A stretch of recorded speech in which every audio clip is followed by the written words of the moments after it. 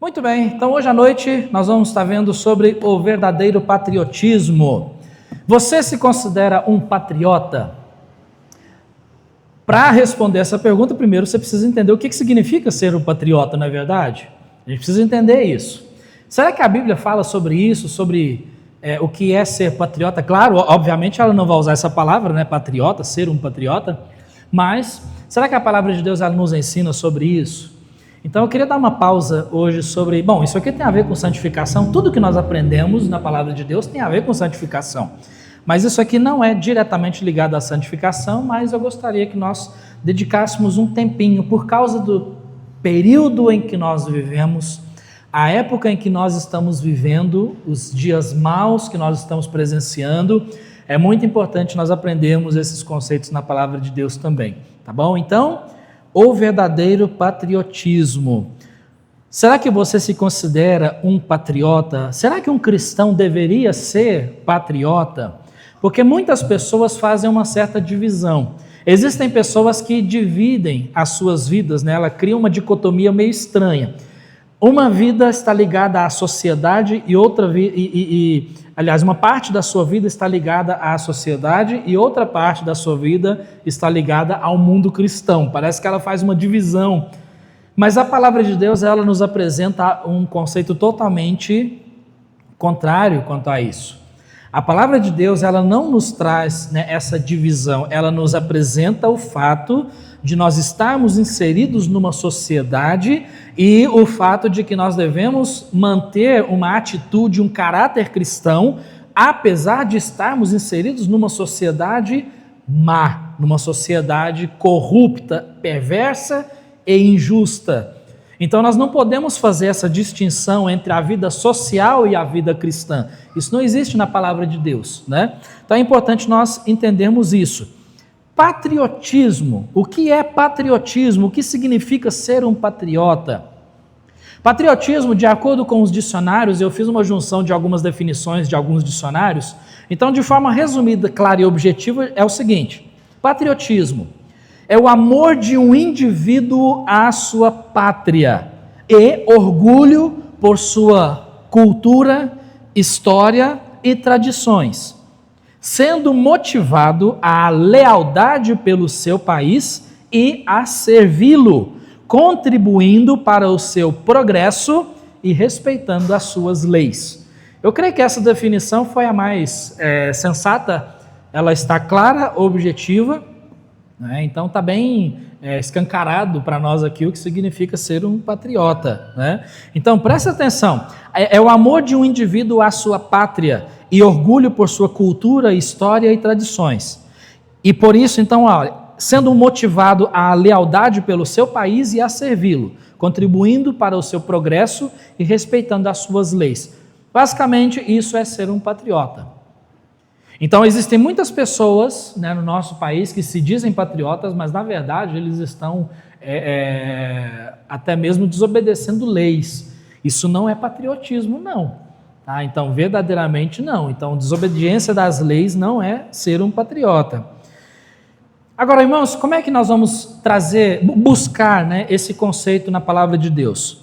Deixa eu dar um pano de fundo aqui para o texto que nós vamos ler daqui a pouco, o texto base. Se lembra na história do povo de Israel, mais especificamente na história do reino de Judá?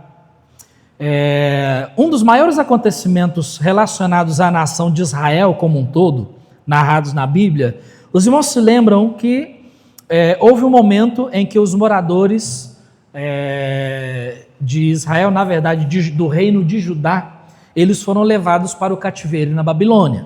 Se lembram desse evento? Esse é um evento que a gente sempre está tocando em mensagens, a gente já estudou muito sobre isso, em várias mensagens, falamos sobre isso quando estudamos Abacuque, falamos sobre isso. Bom, enfim, a gente falou muito a respeito disso, eu creio que os irmãos vão estar lembrando. Mas, antes disso, lembre-se lá no livro de Êxodo que toda a nação de Israel, antes de haver essa divisão, né, de Israel e Judá, eles ficaram 430 anos como escravos no Egito. Deus levantou um homem chamado Moisés, junto com Arão, para libertar o povo. E aí o Senhor, ele tirou aquele povo, mais de 400 anos sendo escravos, E o Senhor, com mão poderosa, libertou o seu povo da escravidão. Aquele povo, então, começou a ser conduzido por Deus, e o Senhor, ele deu leis para aquele povo, para eles saberem como se conduzirem diante de Deus e diante da sociedade, diante uns dos outros, aliás, né? E aconteceu que, quando nós olhamos mais especificamente o livro de Deuteronômio, capítulo 28, 29, 30, nós temos ali Deus fazendo uma aliança com o seu povo. Deus disse para o seu povo basicamente o seguinte: se vocês me obedecerem e andarem nos meus caminhos, vocês vão ser abençoados. Mas se vocês não guardarem as minhas leis, não andarem nos meus caminhos, não me obedecerem, vocês não vão ser abençoados. Na verdade, vocês serão amaldiçoados. E ele dá uma lista de tantas maldições, e dentre elas seria o fato de eles serem levados para o cativeiro, levados como escravos, para uma nação estrangeira, a qual eles nem sabiam sequer a língua daquele povo. Eles seriam levados como escravos para uma nação estrangeira, caso eles desobedecessem a Deus. E lembra que, inclusive, abrindo um parênteses aqui, é sobre isso que o livro de Abacuque fala. Lembra disso? Quando nós estudamos Abacuque? Então, o que aconteceu foi que o povo quebrou a aliança com Deus. O povo de Israel quebrou essa aliança e desobedeceu a Deus. E o Senhor, como ele é muito sério naquilo que ele diz, o Senhor, ele trouxe juízo para o povo. Ele trouxe juízo. Então, o reino havia sido dividido, né? Então ficou a nação de Israel e a nação de Judá. A nação de Israel foi corrigida por Deus, né? E a nação de Judá também.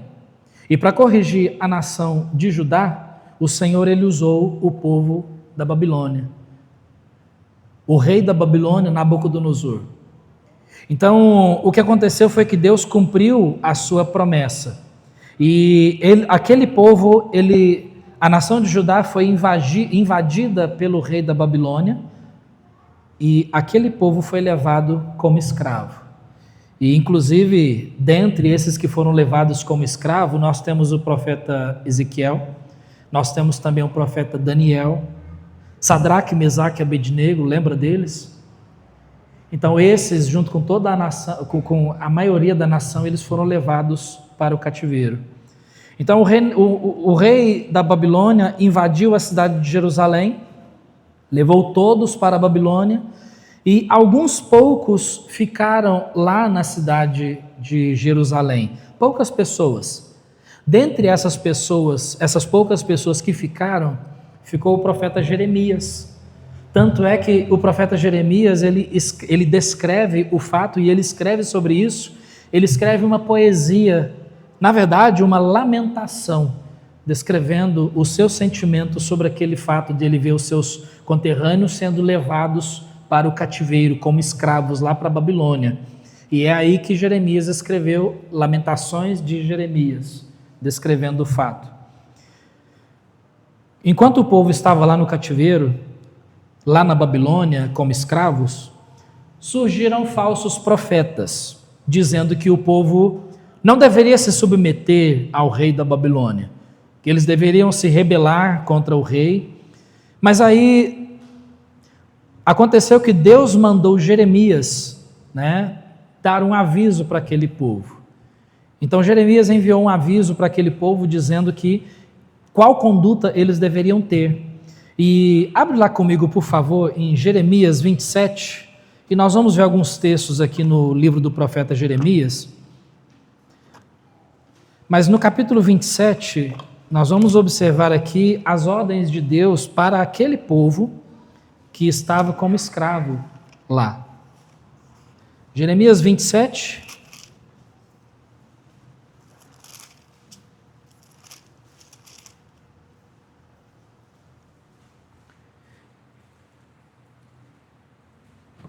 Jeremias 27, versículos 4 a 9.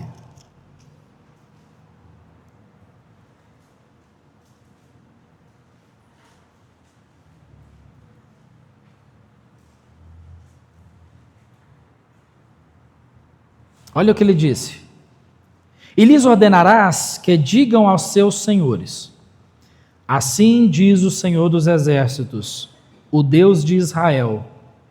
Assim direis a vossos senhores: eu fiz a terra, o homem e os animais que estão sobre a face da terra, com o meu grande poder e com o meu braço estendido, e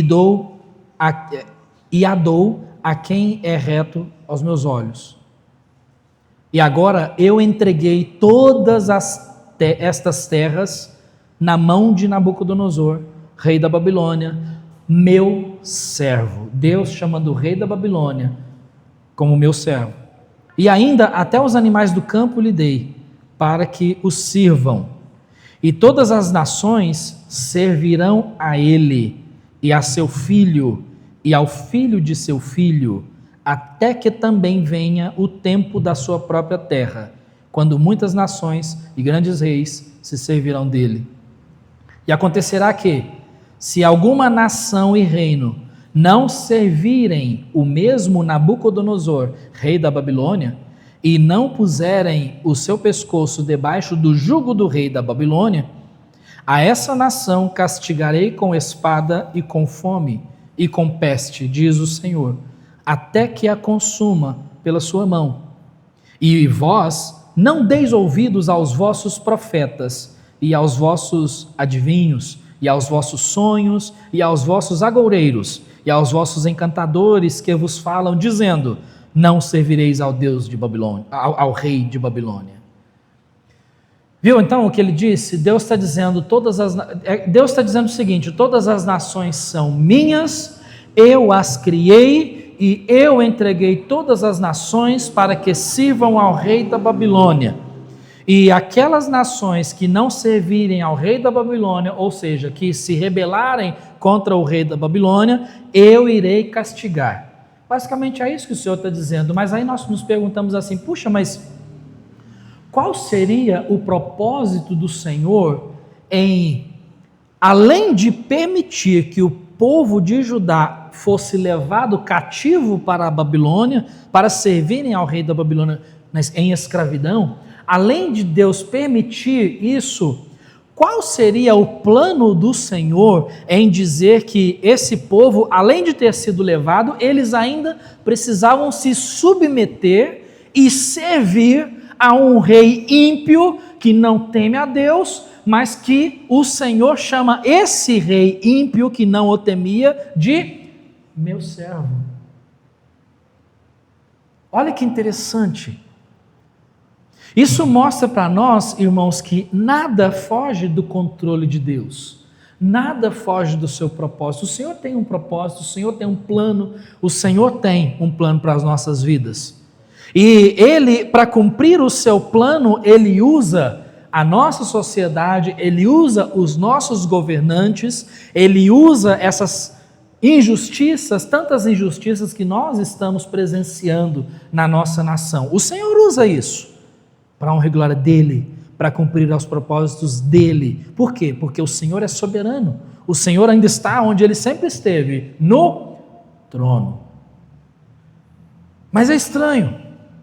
Eu fico imaginando, talvez, muito provavelmente, que a maioria das pessoas desse povo, se não toda a nação, que estava lá nesse cativeiro, eles se perguntando: puxa, mas o Senhor nos trouxe para cá e agora Ele pede que nós nos sujeitemos ao rei da Babilônia? Nós estamos aqui como escravos. Mas eles precisavam entender. Deus deixa claro aqui a sua soberania. Deus disse: fui eu quem criou as nações, e sou eu quem está dizendo que todas as nações devem servir ao rei da Babilônia. Daí, quando nós chegamos no viramos para o capítulo 28, o próximo capítulo, o profeta Jeremias, ele confronta um falso profeta chamado Ananias, porque esse falso profeta estava dizendo que Deus havia prometido que tiraria o povo da escravidão em 2 anos, o que era mentira, né? Porque eles ficaram aproximadamente 70 anos lá nesse cativeiro, e Deus já havia dito para eles que eles ficariam esse tempo, Deus já havia estabelecido esse tempo. E aí tendo essa discussão, essa luta com esse falso profeta, né? Essa repreensão, Jeremias repreendendo esse falso profeta, no capítulo 29, abre lá comigo, Deus diz algo interessante. Lembra que então o contexto é Deus usando o profeta Jeremias para falar com aqueles que estavam no cativeiro. Então, Deus diz algo interessante, porque enquanto eles estavam presos lá na Babilônia como escravos, Deus mostrou para eles qual deveria ser a conduta deles durante o tempo em que eles estivessem naquela terra estranha como escravos. Qual seria a conduta deles? E é aqui que nós chegamos no nosso texto principal para hoje à noite. Jeremias capítulo 29, versículos 4 a 11. Olha só, presta atenção na leitura e entenda o que Deus está dizendo aqui. Jeremias 29, versículo 4. Assim diz o Senhor dos Exércitos, o Rei de Israel, a todos os do cativeiro, os quais fiz transportar de Jerusalém para a Babilônia. Eu quero chamar a sua atenção nessa palavrinha, nesse verbo que foi colocado, fiz. Deus está dizendo, eu fiz com que vocês fossem transportados para a Babilônia. Ou seja, Deus está dizendo, eu os levei para a Babilônia. O que Deus diz então? Versículo 5. Edificai casas e habitai-as, e plantai jardins e comei o seu fruto. Tomai mulheres e gerai filhos e filhas, e tomai mulheres para vossos filhos, e dai vossas filhas a maridos, para que tenham filhos e filhas, e multiplicai-vos ali, e não vos diminuais. E procurai a paz da cidade, para onde vos fiz transportar em cativeiro, e orai por ela ao Senhor, porque na sua paz vós tereis paz. E esse é um versículo muito chave para nós hoje à noite, que a gente vai voltar daqui a pouquinho. Porque assim diz o Senhor dos Exércitos, o Rei de Israel: não vos enganem os vossos profetas que estão no meio de vós, nem os vossos adivinhos, nem deis ouvidos aos vossos sonhos que sonhais. Porque eles vos profetizam falsamente em meu nome. Não os enviei, diz o Senhor. Porque assim diz o Senhor: certamente que passados 70 anos em Babilônia, vos visitarei e cumprirei sobre vós a minha palavra, tornando a trazer-vos a este lugar.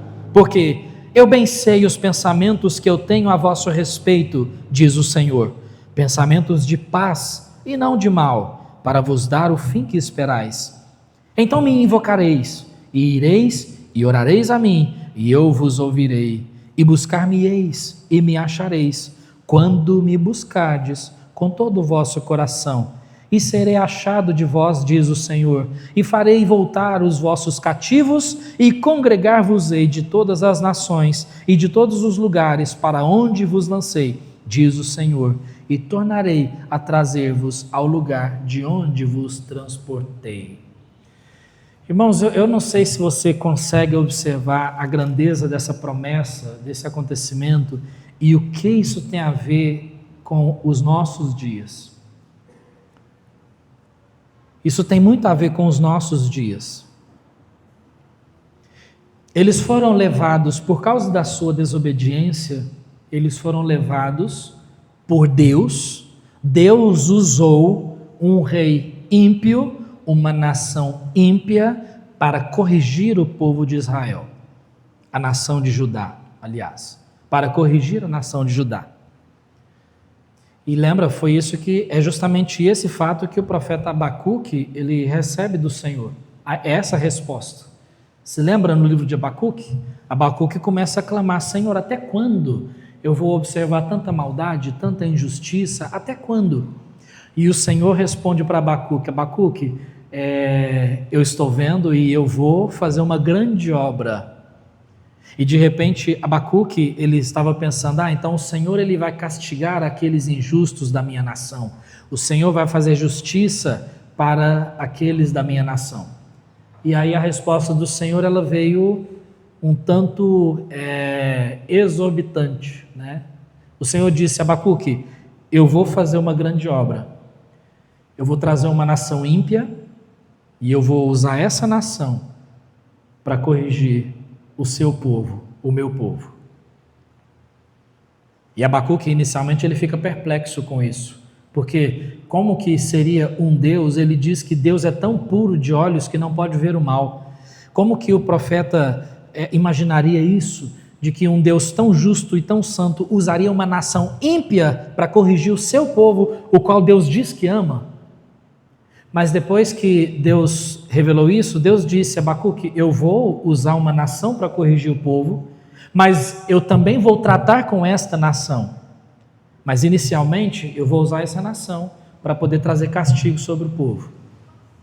E aí então Abacuque, ele compreendeu, se submeteu à vontade de Deus. E aí ele chega a dizer, né, no final do capítulo 3 de Abacuque, o quanto ele confia no Senhor, né? Lembra? Ainda que a figueira não floresça, nem haja fruto na vide, as ovelhas da malhada se dispersem, todavia eu me alegrarei no Senhor, exultarei no Deus da minha salvação. Por que Abacuque chegou a dizer isso, colocando essa confiança no Senhor? Porque ele creu nos planos de Deus. E é isso que o Senhor está incentivando o povo aqui, trazendo essas instruções, para que o povo compreendesse que existe um plano maior que eles não conseguiriam enxergar naquele momento, mas eles precisavam confiar.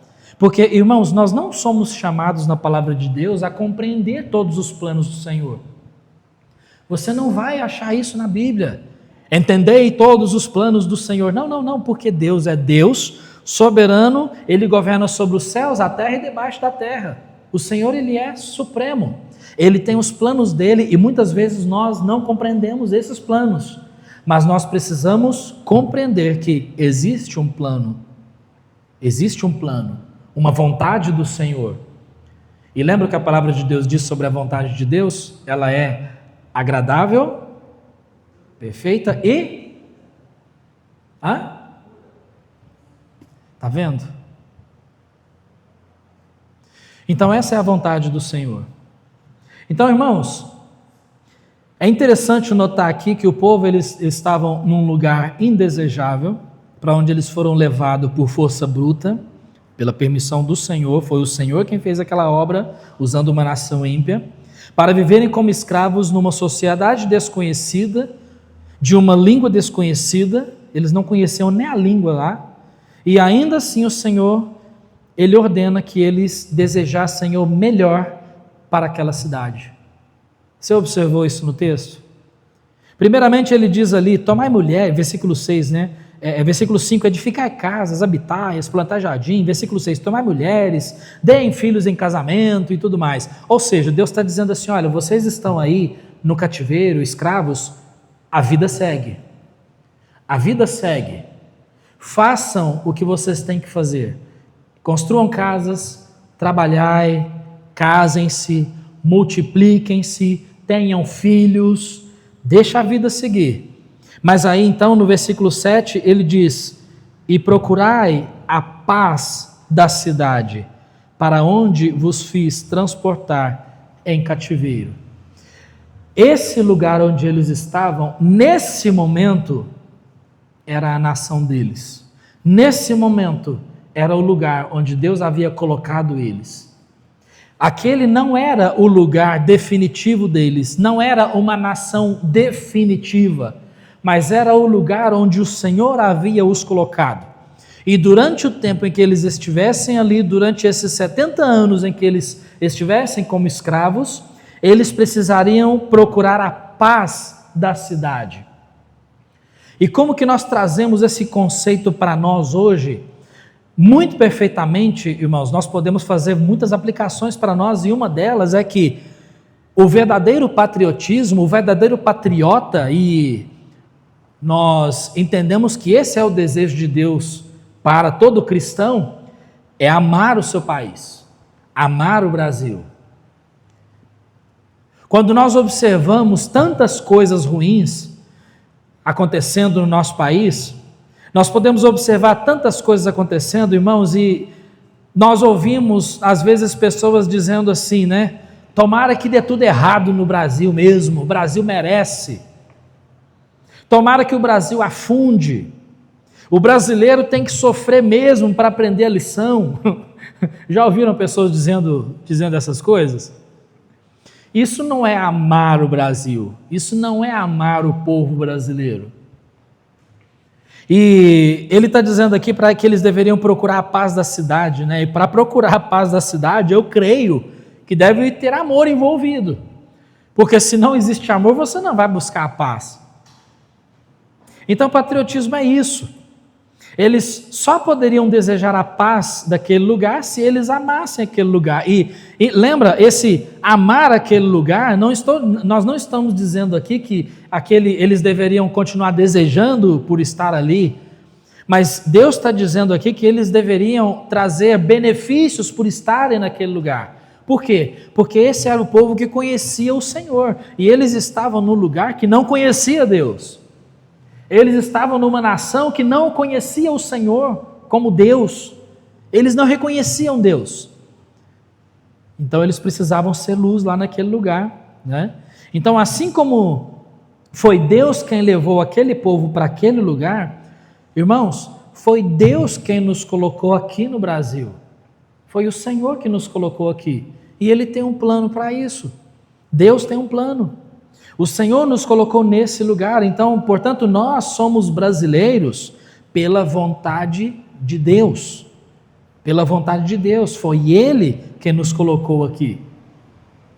Ou você acredita que se o Senhor não quisesse que nós nascêssemos aqui no Brasil, Ele não teria poder para nos levar, para nos fazer nascer em outro país? Não, o Senhor nos colocou aqui. Então, se nós estamos aqui, nós temos um papel a cumprir.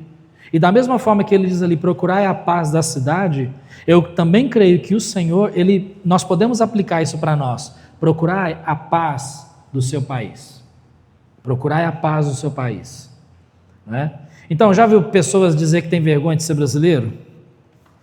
Muita gente, né? Ah, eu tenho vergonha de ser brasileiro. Ah, eu tenho vergonha. Foi Deus quem nos colocou aqui. E se Ele nos colocou aqui é porque Ele tem um plano.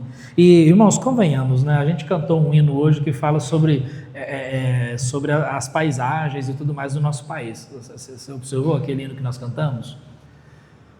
Fala a verdade, o nosso país, né, ele é um país rico, ele é um país lindo, né?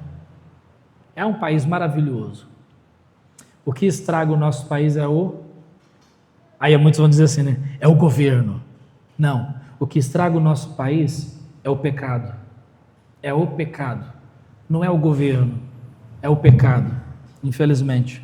Mas acima de tudo isso que nós temos de bom aqui no nosso país, nós temos uma coisa muito preciosa que em muitos países não tem: liberdade.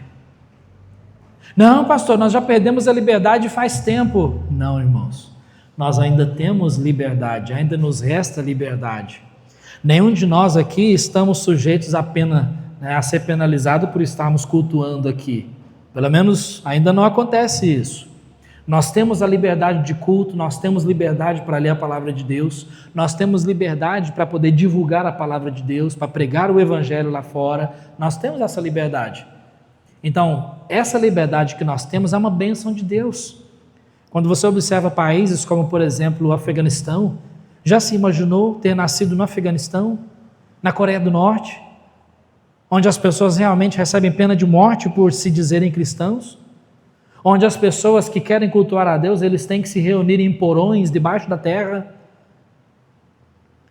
Não, nós estamos aí de portas abertas para todos aqueles que quiserem poderem chegar e ouvir abertamente o Evangelho. Por quê? Porque nós temos essa liberdade. Então, irmãos, ame o seu país e busque o melhor para ele. Deseje o bem para o seu país, não o mal. Isso não é papel de cristão, dizer, tomara que o país afunde, tomara que os brasileiros... Não, nós não fazemos isso. Nós não fazemos isso. Nós desejamos a paz do nosso país. Além disso, nós devemos orar pelo nosso Brasil e pelos nossos governantes. Observou ali o que ele diz ainda no versículo 7? Procurai a paz da cidade para onde vos fiz transportar em cativeiro e orai por ela ao Senhor.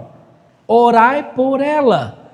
Puxa, irmãos, tenta se colocar nesse contexto. Eles estavam num país, né, distante, numa nação distante, numa nação estrangeira, a qual eles não conheciam sequer a língua.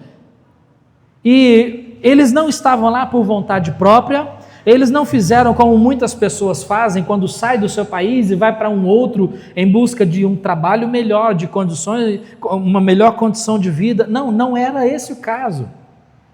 Aqui eles estavam recebendo a mão pesada do Senhor em correção, usando uma nação ímpia. Deus estava usando uma nação ímpia, injusta, uma nação que não servia a Deus para corrigir o povo de Deus. Aí quando nós nos colocamos no lugar desse povo, nós pensamos assim, que muito provavelmente, creio eu, que alguns deles deviam estar se perguntando, puxa, mas nós estamos aqui não por vontade própria, mas por obrigação, porque nós fomos trazidos como escravos, servindo como escravos, e esse profeta aí ainda está dizendo que Deus mandou ele dizer que nós devemos procurar a paz desse lugar, e além disso, orar por esse lugar. Isso é um absurdo. Sim, porque é isso que a nossa indignação pensa. A nossa carne pensa dessa forma. Isso é um absurdo. Porque, infelizmente, irmãos, nós relutamos muito em orar pelos nossos inimigos, em orar por aqueles que são injustos. O que nós vemos no nosso país, infelizmente, são muitas injustiças acontecendo. Nós bem temos acompanhado aí as mídias e tudo mais. Existem muitas injustiças acontecendo, penas exorbitantes sendo colocadas por pessoas com crimes menores, né, em comparação com um assassino. Existem assassinos que estão com penas menores do que pessoas que, de repente, escrevem alguma coisa num monumento público. Isso não é estranho? Você não acha isso injusto? Mas o fato é que, por causa da nossa indignação, né, por causa da nossa raiva com esses acontecimentos, nós não temos estímulo, ânimo para orar por essas pessoas, por esses que estão em eminência. Mas nós temos que orar pelo nosso país e pelos nossos governantes. Nós temos que orar. Por quê?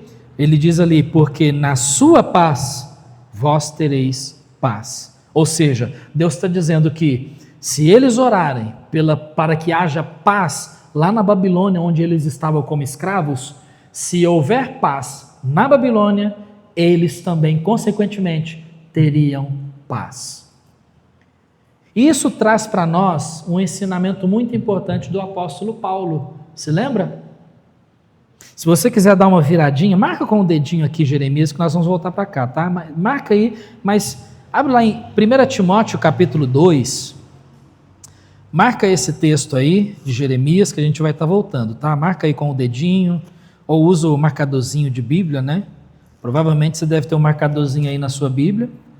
2 Timóteo capítulo 2, o apóstolo Paulo, inspirado também pelo Espírito Santo, ele traz um ensinamento importante, né, para o jovem Timóteo aqui, o jovem no ministério, e ele diz o seguinte, eu falei segundo, perdão, é primeiro, tá? 1 Timóteo capítulo 2,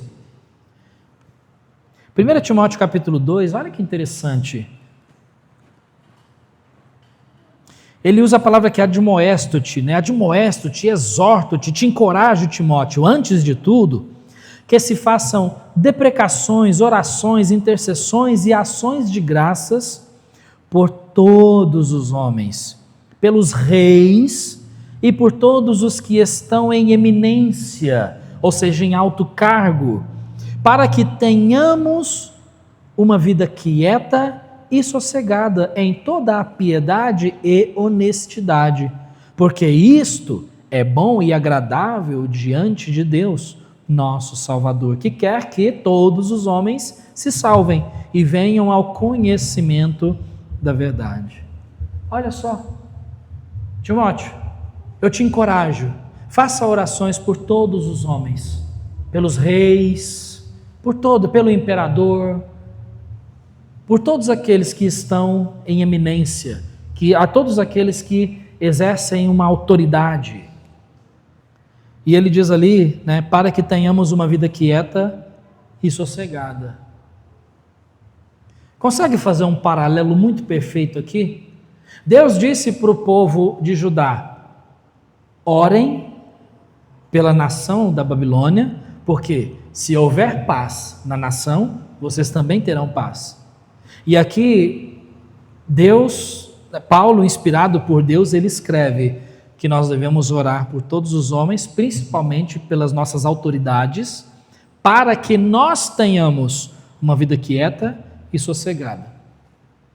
Agora, entenda que essa vida quieta e sossegada não significa ausência de problemas, não significa ausência de injustiças e não significa ausências de perseguições. Não significa isso. Mas, apesar de tudo isso, nós podemos ter uma vida quieta e sossegada. Por quê? Porque enquanto nós estivermos orando pelas nossas autoridades, nós vamos compreender que o Senhor tem um plano maior. Deus, ele está sentado no trono e ele está governando tudo. E ele tem um propósito. Nós precisamos compreender isso. Então, por isso, eles deveriam estar orando. Voltando lá, né, para Jeremias 29. Então, ore pela salvação das autoridades, ore para que o Senhor dê bom senso e sabedoria para os nossos governantes, ore para que Deus exerça juízo sobre as más autoridades, ore para que, até mesmo para que Deus, se for da vontade dele, ore para que o Senhor remova as autoridades também do seu posto. Deus pode fazer isso? Claro que pode. Eu acho interessante, irmãos, que se você observar o livro do profeta Daniel, no capítulo 2, versículo 21, diz ali que Deus é aquele que remove reis e estabelece reis. Ou seja, coloca os reis no trono. O Senhor é aquele que coloca o rei no trono e é aquele que também tira o rei do trono. Por quê? Porque o Senhor, ele é soberano. Ele faz isso. Por isso é importante nós orarmos. Ore para que Deus tenha misericórdia de nós, apesar das autoridades que temos. Ore para que o Senhor tenha misericórdia. Irmãos, nós temos que entender, tem muitas leis que ainda virão que vão contrariar a palavra de Deus. Leis como legalização do aborto, casamento homoafetivo, imposição de ideologias de gênero e tantas ramificações que vão surgindo, tantas coisas absurdas. Essas leis estão ali, né, em discussão. Nós precisamos orar. A gente não precisa simplesmente se indignar e ficar jogando, né, em redes sociais, mostrando publicamente a nossa indignação com isso e com aquilo e tal. Não, não, não. Nós precisamos orar. Nós temos que entregar na mão de Deus. Nós temos que orar a Deus pelas nossas crianças nas escolas, o que eles andam aprendendo. Nós temos que orar a Deus pelos nossos jovens. Temos que orar a Deus com relação a essa legalização de drogas e tantas outras coisas que têm acontecido. Irmãos, nós temos que orar ao Senhor. Nós temos que orar. Nós precisamos reconhecer que vivemos numa sociedade corrompida, onde há políticos corruptos que roubam descaradamente, e onde há governantes insensatos e tolos. Tolos. E eu não estou usando essa palavra tolo, né, de forma pejorativa, mas estou dizendo que eles agem com tolice, com falta de sabedoria. Mas isso não nos dá o direito de faltar com o respeito. Não nos dá o direito. Porque, apesar de todos esses pesares, aquele que realmente é patriota, ele deve respeitar as autoridades e as leis. As autoridades e as leis. Respeitar as autoridades. Se lembra o que Paulo disse lá em Romanos capítulo 13? Lá em Romanos capítulo 13, o apóstolo Paulo diz assim, olha, toda alma deve estar sujeita às suas autoridades, porque não há autoridade que não venha de Deus, e as autoridades que existem foram ordenadas por Deus. Romanos capítulo 13, versículo 1. Nós temos o presidente que temos porque Deus permitiu. Nós temos o governador que temos porque Deus permitiu. Nós temos a prefeita que temos e os vereadores porque Deus permitiu. Nós temos os deputados, senadores, nós temos os juízes porque Deus o permitiu. Deus permitiu. Existe um plano que nós não sabemos. Então, um cristão que ama ao Senhor e ama o seu país, ele não somente, ele não somente goza dos seus direitos civis, mas ele também cumpre com os seus deveres. E o seu dever é respeitar as autoridades. Nós temos que respeitar as leis. O cristão, ele deve estar em dia com seus deveres na sociedade. Um cristão verdadeiro, ele deve pagar as suas dívidas. Um cristão verdadeiro não pode dar calote. E mesmo que um cristão esteja devendo e não tenha dinheiro para pagar a sua dívida, ele deve ir prestar contas e negociar. Mas ele deve ir. Por quê? Porque é isso que nós fazemos como cristãos verdadeiros. Porque nós amamos a Deus. Um cristão verdadeiro não passa ninguém para trás. Acho que eu já dei esse testemunho aqui, mas infelizmente é algo que aconteceu e ficou marcado na minha vida. Alguns anos atrás, quando a gente foi adquirir o nosso primeiro automóvel, o nosso primeiro carro, um Corsinha Wind, 96, bonitinho, Thiago. Vinho, 2 portas, mas lindinho. Aí quando a gente foi fazer o financiamento, a gente não tinha o dinheiro todo, né? Aí a gente foi fazer o financiamento e aí quando sentamos na mesa para poder ver como é que ficaria, questão de entrada e tudo mais, chegou a hora de preencher os papéis, né, para análise. E aí o proprietário disse assim, ele foi colocando nome, endereço, documentos, tal, profissão. Aí eu falei para ele, naquela época eu não era um pastor ordenado, né, mas eu estava atuando como pastor, ainda não havia sido ordenado, né? A gente estava morando na cidade de Araras nessa época, cuidando de uma igreja lá, eu, a Bruna. Mas aí então eu falei para ele, profissão pastor. Na hora ele, pastor.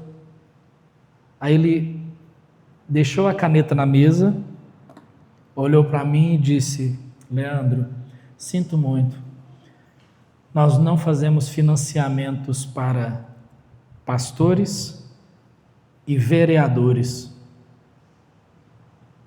Eu falei, o banco não autoriza.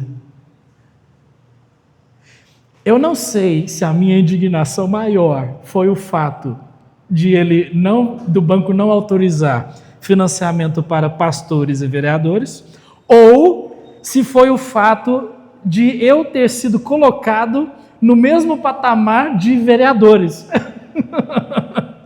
Eu não estou dizendo que pastor é um cargo, não estou dizendo isso, mas, puxa, me colocou como um simples político, e por causa disso, não deu certo o financiamento. Aí, final das contas, né, pouco tempo depois, isso a gente estava mudando de cidade.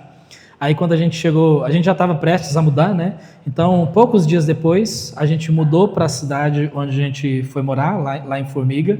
E aí lá eu fui numa loja, falei, bom, vamos lá, a gente precisa de um carro, né?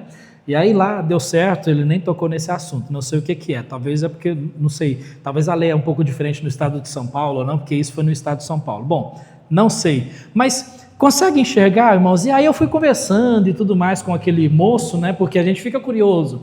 E aí ele foi explicar que os maiores calotes que recebiam eram de vereadores e pastores. Eram tranqueiras. Puxa vida! E aí eu comecei e para explicar para ele, né? Falei assim, olha, eu sou diferente. Olha, eu penso diferente, olha, eu sirvo a Deus, eu busco fazer a vontade de Deus. Bom, então a melhor coisa foi conversar o menos possível e já sair de lá, porque né, é terrível isso. Mas está vendo, irmãos, infelizmente, não é essa a postura que Deus exige de nós, né? Não é essa a postura. Então, lembrando aqui, irmãos, só abrindo um parênteses aqui, nós temos que respeitar as nossas autoridades, já vimos sobre isso, mas quando diz ali sobre respeitar as nossas leis, nós temos que compreender perfeitamente que essa observação, obediência às leis, ela tem uma condição. É desde que essas leis governamentais não entrem em contradição com a palavra de Deus, tá? Então presta atenção nisso, quando acontecer ou quando houver alguma lei, e existem leis, estão surgindo leis que são contrárias à palavra de Deus, quando houverem essas leis que são contrárias à palavra de Deus, fiquemos com a palavra de Deus. A palavra de Deus não muda, ela é o nosso padrão, então muito maior, muito superior do que as leis governamentais, nós temos a palavra de Deus, as leis de Deus. E essas leis, acima de todas as coisas, devem ser respeitadas, devem ser obedecidas, porque nós somos o povo de Deus. Amém? Nós temos que lembrar disso. Exemplos disso, se você observa, você vai lembrar, né? Observa que lá em Êxodo, lembra? Quando as parteiras foram ordenadas pelo faraó a matarem todos os bebês meninos, elas desobedeceram àquela lei. Por quê? Porque elas foram ordenadas a matar, assassinato. E Deus não concorda com isso. Elas desobedeceram às leis e por isso, inclusive, um bebezinho chamado Moisés, né, foi protegido por Deus e posteriormente usado grandemente na mão do Senhor. Lembra que lá no livro de Daniel, 3 jovens foram obrigados a se curvarem diante de uma estátua para adorá-la. Lembra qual é o nome desses 3 jovens? Sadraque, Mesaque e Abednego. O que eles fizeram? Se curvaram. Mas as autoridades ordenaram. A autoridade, eles chegaram diante da autoridade máxima. Mas o que eles disseram? Eles disseram: não importa o que você diz, ó rei, nós não vamos adorar a sua estátua. E o rei disse: se não adorarem a minha estátua, vocês vão sofrer a pena máxima, fornalha de fogo. O que eles disseram? Ó rei, fica sabendo, ó rei, o nosso Deus, a quem nós servimos, ele nos livrará da sua mão.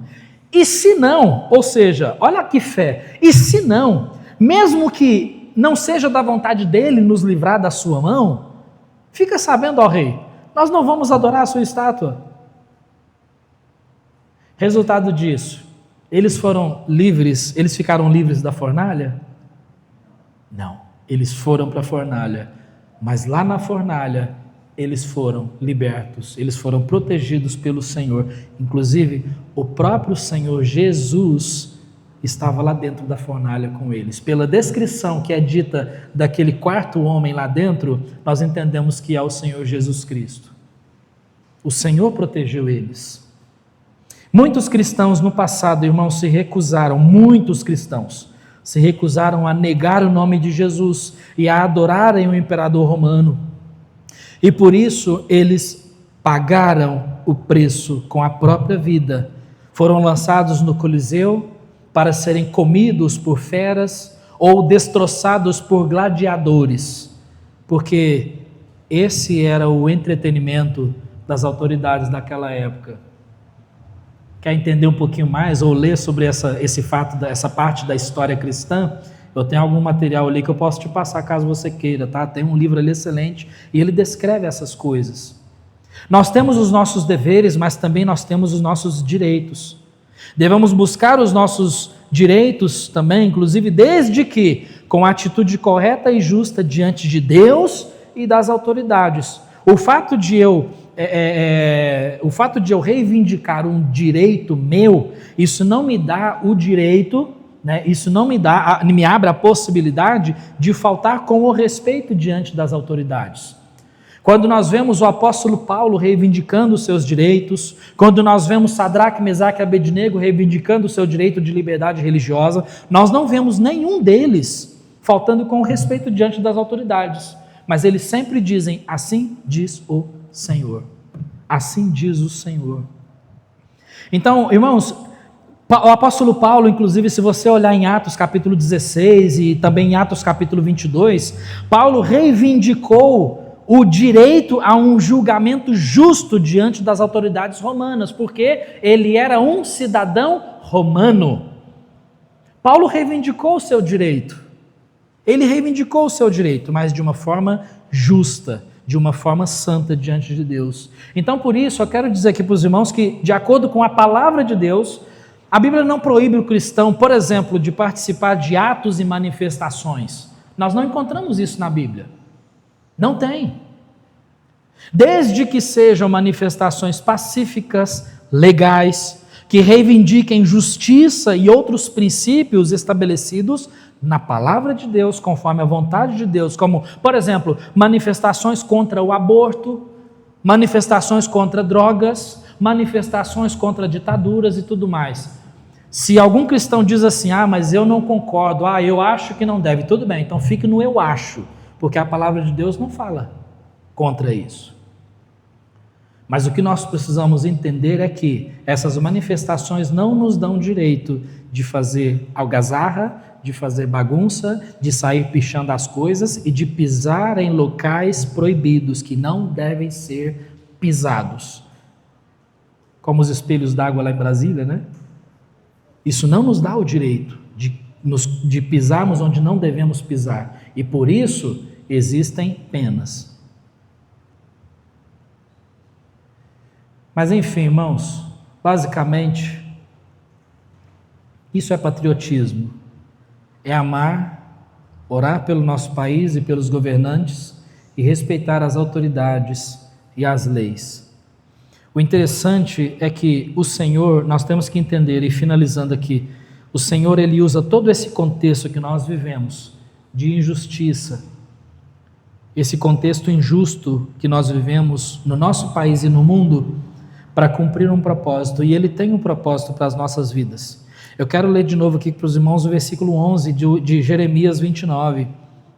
Lembra que o Senhor, Ele disse anteriormente aqui, que o Senhor, haveria um momento em que aquele povo seria visitado por Deus, ou seja, o Senhor iria os livrar. Em algum momento, Deus iria ouvir as suas orações. Por quê? Porque o versículo 11 diz assim: porque eu bem sei os pensamentos que tenho a vosso respeito, diz o Senhor, pensamentos de paz e não de mal, para vos dar o fim que esperais. Ou seja, o Senhor está dizendo aqui, olha, eu não coloquei vocês aí simplesmente para serem castigados e acabar com a sua vida. Não. Deus está dizendo, eu coloquei vocês aí para ensinar uma lição, para mostrar a minha justiça, mas o pensamento que eu tenho sobre vocês é positivo. É um pensamento de paz. Por quê? Porque Deus tinha um plano. Deus tinha um plano. Por isso Deus disse no versículo 12, então me invocareis, e ireis e orareis a mim, e eu vos ouvirei. Haveria um momento que eles teriam liberdade, que eles seriam libertados.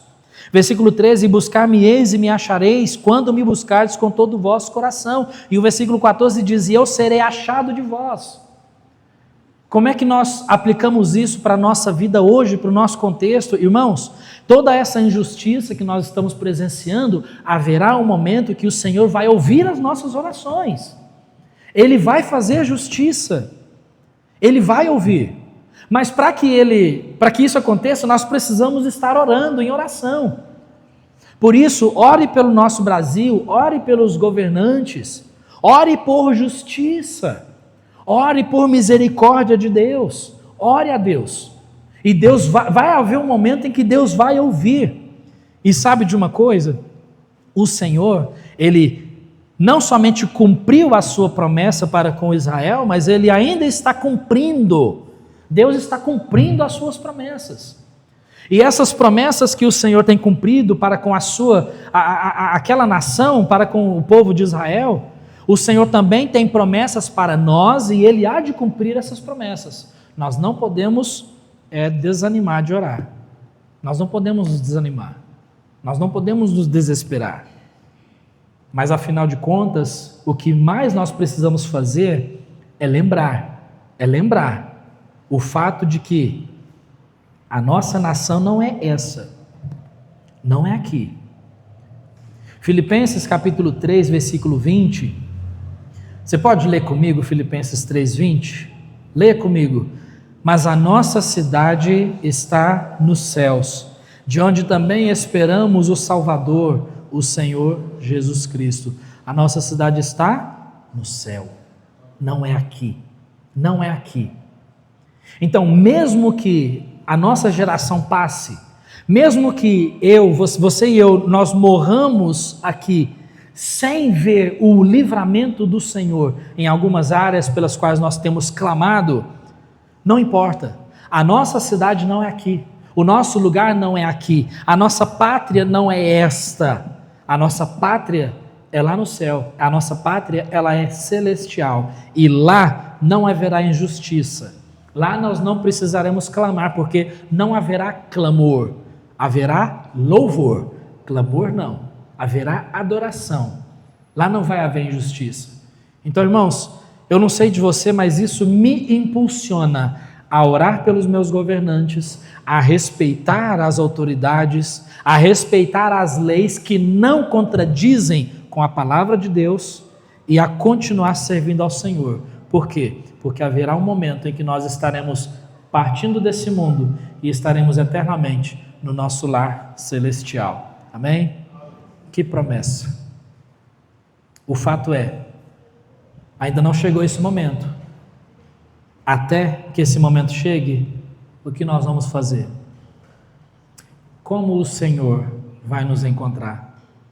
Servindo a Ele com todo vigor, respeitando as leis, as autoridades, orando pelos governantes, pelo meu país, orando pela salvação das nações, dos povos, ou o Senhor vai me encontrar indignado, com raiva, mostrando para todo mundo a minha indignação pela injustiça que tem acontecido. Espero que o Senhor nos encontre de joelhos em oração.